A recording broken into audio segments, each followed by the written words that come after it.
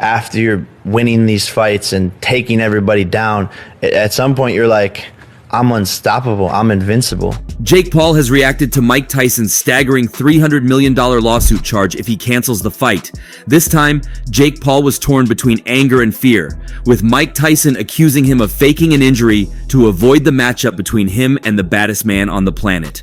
Jake Paul has reacted, and he's said the unlikeliest things to Mike Tyson as well, and feels Tyson's threat of a lawsuit was unfair and unrealistic. Let's hear him out. In recent history, there are only a few matches you can point to that has suffered more threats of cancellation than the fight on July 20th between Mike Tyson and Jake Paul. The fight has received threats from supporters, professionals, and both boxers at different times. I beat him in 1 minute. How do you even assess how good I was? Well, because I said I didn't know. And actually, but you called me average after 1 minute. Right from the very moment the bout was announced, boxing fans and professionals took to different social media platforms to send the very first round of cancellation threats. The bone of contention was that the age difference between both fighters is a staggering one. Hence, these boxers shouldn't be fighting each other. Should Mike Tyson want to fight, he should find his way into an exhibition match with a fellow in his 50s and not a naughty rascal 30 years younger than him. Also, aside the age difference, Mike Tyson's health was another subject of major concern, as it's been over the years. Different moments were recalled, just to prove Tyson's health deficiencies. According to a few making their comments, Tyson had appeared either obese or lean in recent times and looked very out of shape. Though this might be true, ever since the bout against Roy Jones Jr., Tyson seemed to have reignited his passion for workouts and training sessions. Therefore, he looked pretty in shape. Some others have recalled the moment they saw a video of him using a walking stick, using it as evidence of his unhealthiness. However, Mike Tyson's trainer, Rafael Cordero, has come out to debunk whatever fear supporters might have regarding Tyson's health. According to Cordero, the video they saw of Tyson using a walking stick wasn't as bad as they thought. He claimed Tyson has always had back pains because of his fighting posture, and it's been troubling him for a long time. The walking stick was then an attempt to correct it, and wasn't there because he couldn't walk on his own. After surviving the initial threats from fans and professionals regarding the age difference and Mike Tyson's health, the bout has suffered more threats from both supporters. For Mike Tyson, it turned out most supporters who queried his well-being were almost right, though he's working so hard to prove them wrong. Tyson's health threatened the matchup further when a doctor at Anglia Ruskin University, Dr. Stephen Hughes, came to explain the risks Mike Tyson would be taking by fighting Jake Paul. He even gave a worst-case scenario that should Tyson receive punches on his head repeatedly, it may lead to a severe brain injury or might just end him abruptly. But Tyson has been looking quite unmoved by this, appearing day after day, vibrant and energetic, pouncing around the boxing ring like a lion getting ready to feed on its prey. However, the most recent threat that could bring the match to its end, even before it begins, is the injury from Jake Paul. Jake Paul recently announced on a live session that he recently got an injury while training, and as a result, there's a greater possibility he cancels the fight. In response to Jake Paul's statements, many have accused him of faking the injury and using it as an excuse to avoid facing the baddest man on the planet. On the X app, a fan quipped, "Nice strategy, Jake. I'd also quit from facing Mike Tyson, even if he's 90. You just shouldn't have gotten on like you were ready." Another fan tweeted, "He saw death coming to him when he's not even 30 and fled. It must be a lifetime injury. Can we just say goodbye to your boxing career already?" No one wanted it anyway. One other added, "I just knew in me that you had some hidden antics coming for this matchup. I know you can be so crazy that you could be doing all of these as a prank." Well, that fan may not be lying. Have you ever thought about the whole matchup being a prank? So far, Jake Paul is more famous for his pranks and social media notoriety than boxing. And like other times, this could just be a prank. It remains to be seen anyway. After claims of an injury expectedly, Mike Tyson wasn't having any of Jake Paul's games and threatened him with a lawsuit. In response to Tyson's threats, Jake Paul has reacted in the most shocking way. After you're winning these fights and taking everybody down, at some point you're like, I'm unstoppable, I'm invincible. In a more recent live session, the problem child was seen complaining about Mike Tyson's lawsuit case, claiming any talks of an injury shouldn't attract such an exaggerated consequence. "Man, you want to sue me for an injury? I mean, who does that? It's not like the match is tomorrow and I've only been naughty about it. It's not even 3 months yet. Jake Paul sounded so frightened by Mike Tyson's fury and said, "The price tag is so unrealistic. In a match that won't make half of $300 million, why would he demand such a crazy sum? It's so unfair." However, Jake Paul had some little confidence that he wasn't alone in this, as he's got some other backings as well. "Yeah, I'm fearful no more. The authorities know about this. You can't just say whatever you feel. The authorities are aware. At most, they would get a physician to run tests on my body, and I'm free if there are truly injuries." Afterwards, Paul attacked Tyson in a manner he wasn't expecting. Paul referred back to Mike Tyson's boxing career and how he was fond of postponing matches by faking injuries. "I'm not like him. All through his career, he faked injuries. He lived a very fake life. I could name several matches where he did that. He's been thinking that way towards me because that was what he always did. But I'm different." This time, Jake Paul has not only defended himself, but he's accused Mike Tyson of lies and false statements.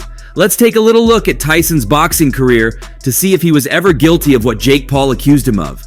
The November 8th, 1991 heavyweight title fight between champion Evander Holyfield and Mike Tyson was eventually postponed because of an injury to Tyson's left rib cage, with a doctor who examined Tyson saying the former champ will be out for 6 to 8 weeks.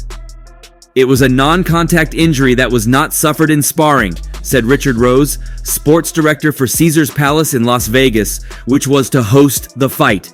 "He suffered from exercising or training. We can't do anything until we hear what the doctors say." This was because Rose was there for Ray Mercer and Tommy Morrison's heavyweight fight. Gerald M. Higgins, a Las Vegas orthopedic surgeon, examined Tyson and recommended postponing the fight. According to the reports that were circulated, Tyson suffered a cartilage injury on October 8th and re-injured it while training a few days later. Though no immediate word was given as to when the fight might be rescheduled, it is no need that the match didn't hold until 5 years later. As a result of the injury, Tyson was forced to sit out 8 weeks while the possible rescheduled date was being discussed. However, it wasn't looking like it would be far from his January 27th trial in Marion County, Indianapolis Superior Court for the alleged July 19th rape of an 18-year-old contestant at the Miss Black America pageant in the same state.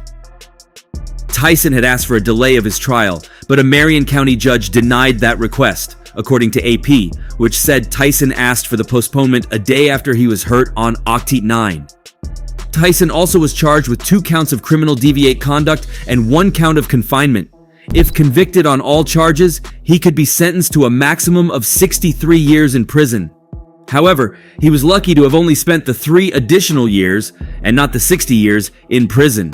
Tyson was also facing civil charges filed by a former Miss Black America and the pageant's founder.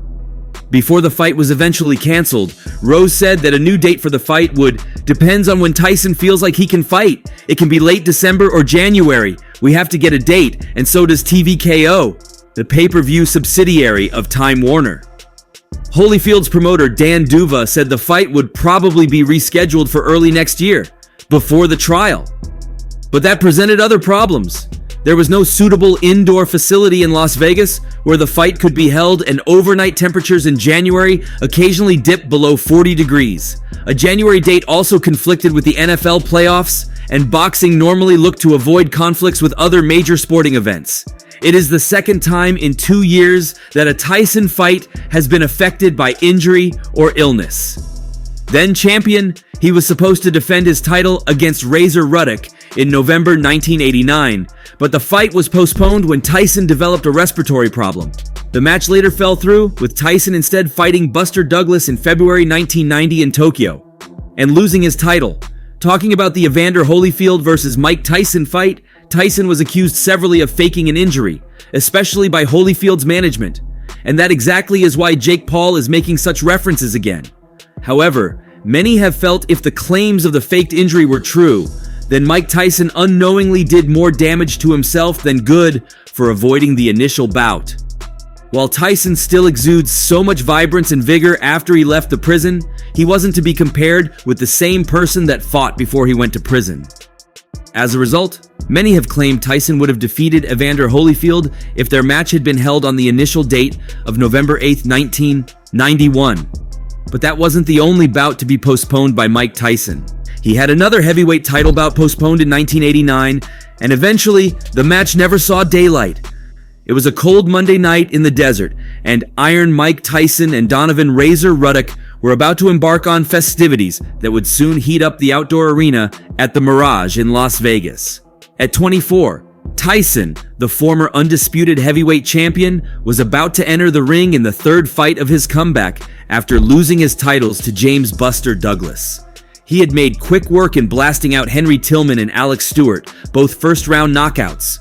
On this night, Tyson, ranked as the #1 challenger by all three governing bodies, would square off against the #2 ranked challenger in what was seen as a world heavyweight elimination bout. The former Canadian champion Ruddock, with 25 wins, 1 draw, and 1 loss, and 18 knockouts, was confident.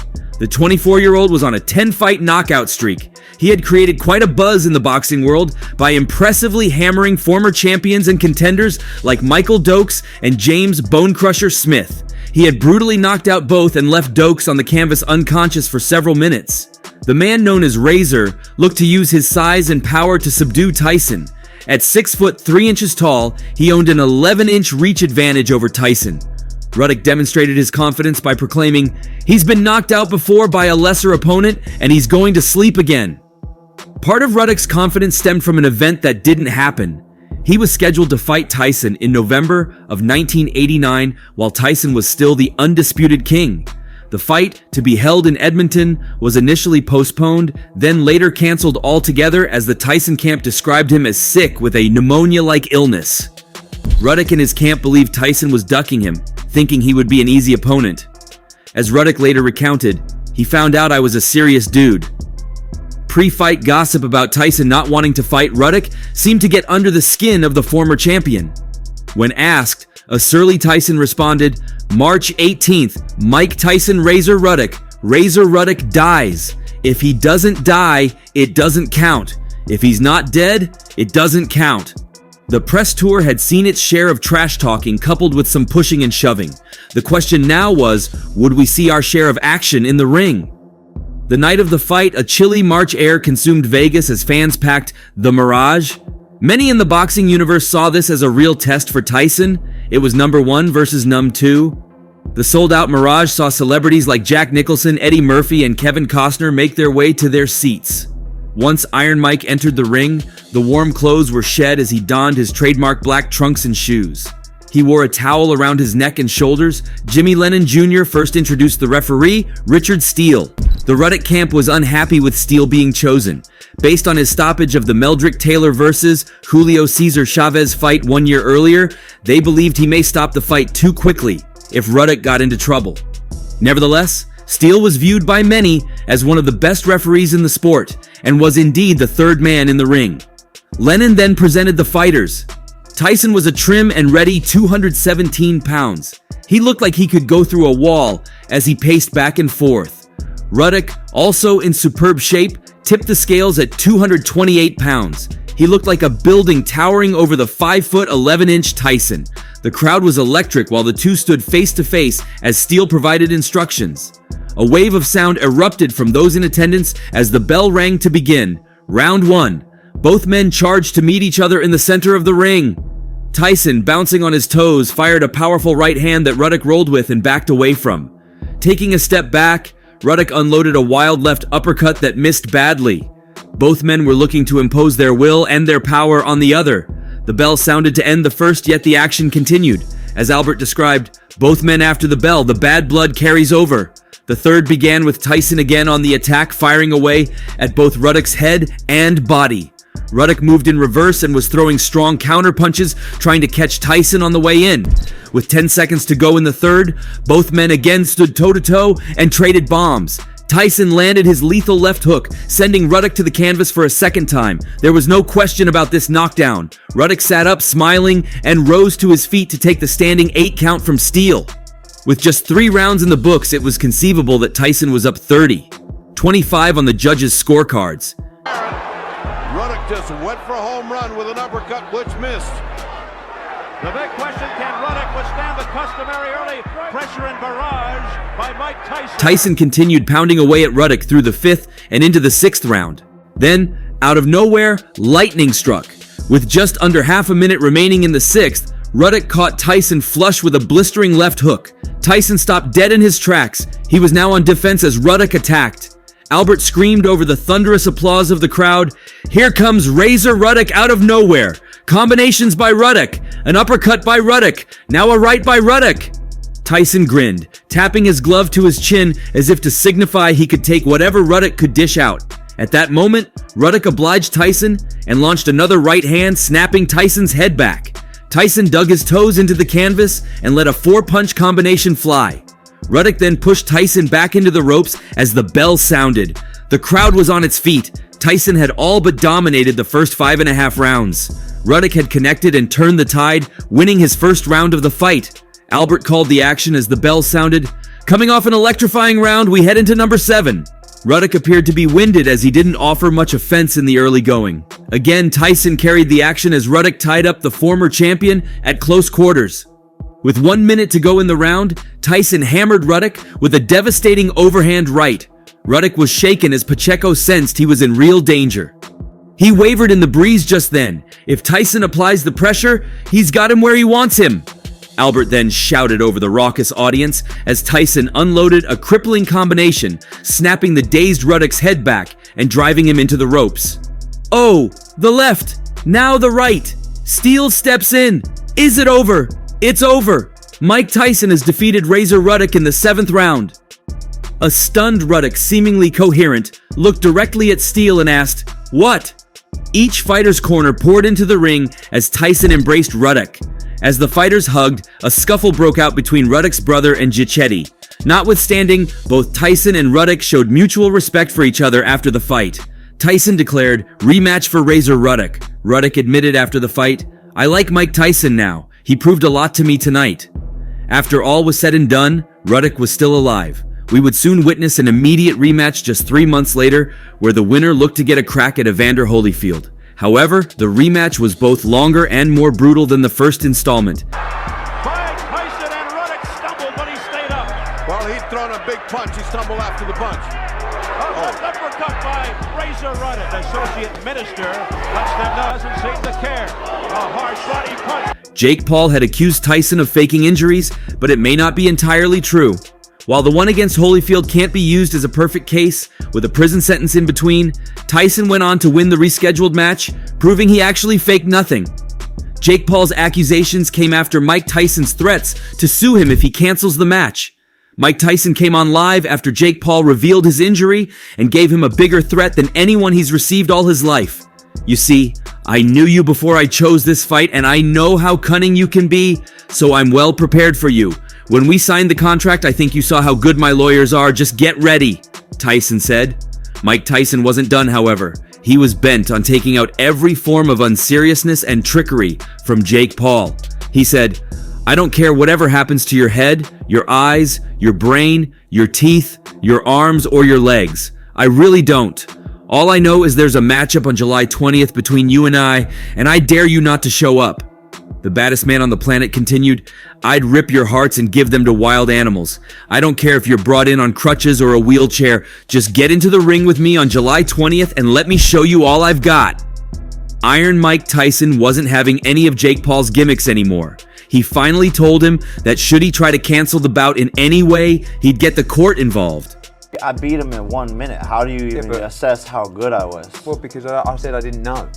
And actually, But you called me average after You 1 are minute. average. Last thing for you, dude. I know you might try me and claim this nonsense thing you call an injury is serious, but I'm not one to be pranked. If you dare bring that nonsense to me, I'd break it and make it get worse, Tyson said. If you feel you want to go ahead with your cancellation, I'm good. Just get ready for a $300 million lawsuit against you and your useless team. And trust me, Jake, you won't escape me. After you're winning these fights and taking everybody down, at some point you're like, I'm unstoppable, I'm invincible. Tyson has sent his threats, and with Jake Paul's fight, he's likely to force a speedy recovery to make it in just in time for the bout. If you enjoyed watching this video, kindly react by clicking the like button. For the very best updates on moments, actions, news, and events in the world of boxing, ensure you subscribe to our YouTube channel, and don't forget to turn on notifications to get alerted when we post quality contents like this.